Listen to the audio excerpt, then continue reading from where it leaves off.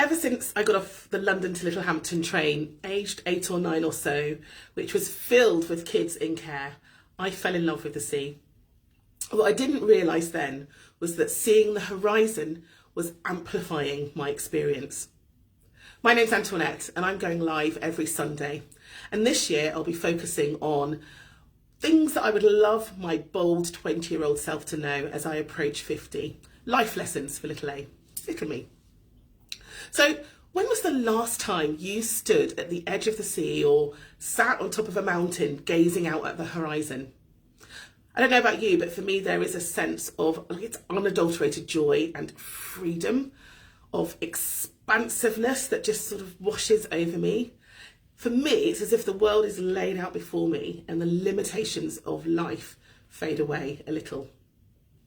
But why is this experience so good for the soul? Here's what I think. So for me, firstly, it always gives me a bit of perspective. It's a reminder of my place in the universe.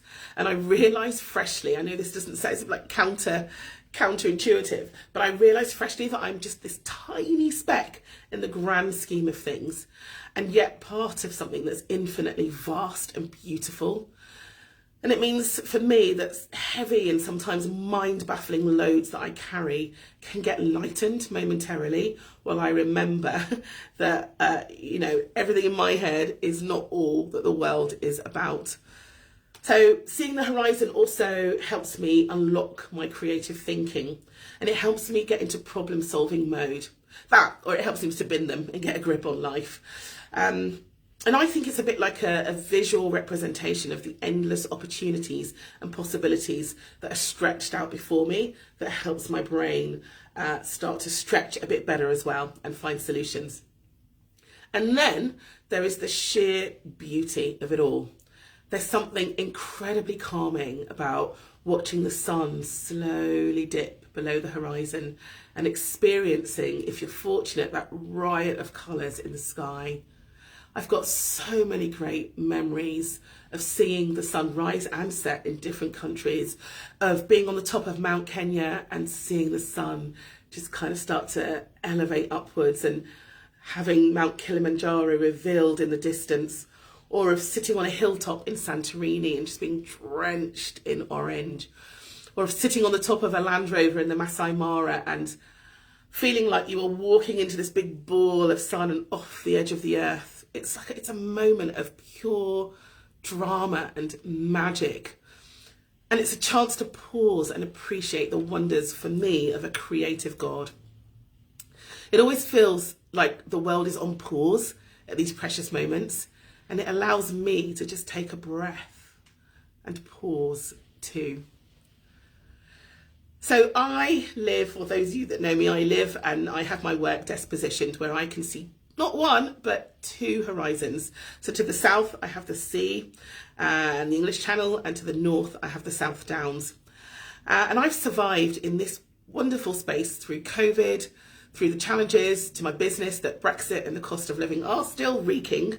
And honestly, I think I would have been in an asylum by now if it wasn't for this daily rhythmical grounding that these two vistas have given me. This location for me has definitely been a gift from God in this season of my life. So studies have shown that exposure to natural environments are associated with reduced levels of stress and anxiety and depression. And it's suggested that spending time in nature can lower blood pressure and increase the risk of cardiovascular disease, and especially when you throw in a horizon that seems to be amplified. So it's always good to look to a horizon, I think, an horizon, I should say, both physically, but also metaphorically. And so just like the physical horizon, our personal horizons represent our hopes and our dreams and our aspirations. They're the goals that we set for ourselves, the vision that drives us forward. And as a mentor and as an entrepreneur, I've seen firsthand the power of having a vision. It's what got me here to Worthing in the first place. And it's one of the things that helps shape our purpose. It's what fuels us to keep going when the going gets really tough, as it does at times. So I have always had a vision board on the go of some sort, which keeps me looking to the horizon, and it helps me get unstuck in the present when it feels like life is trying to drown me. And I've done this in one way or another for as long as I can remember, from handmade countdown charts as a 10-year-old, where I would have an X and a big thing at the bottom, to words and phrases that to this day I still write on my mirror, to motto verses and Bible verses and words that journey with me through a year and help me kind of keep the big thing. And actually, more recently, maybe in the last decade, I've always had a framed mosaic of thoughts and phrases and images and Bible verses and mantras that, again, just keep me fixed on the big vision. This most recent one, I think, it's almost up to my waist. It's a massive one. Big things are on the horizon, people. And these have all had great sway in my thinking and my attitude and my forward momentum. And eventually I recommend something like this to everyone I mentor too. So what would I like to challenge you with today? I guess, what does your horizon look like? What are your dreams? What are your goals? What are your aspirations? And as importantly, when was the last time you allowed yourself to stand still and be enveloped into a big horizon and just slow everything down and get some perspective? Here's the thing. I don't want you to just think about it. I want you to take action.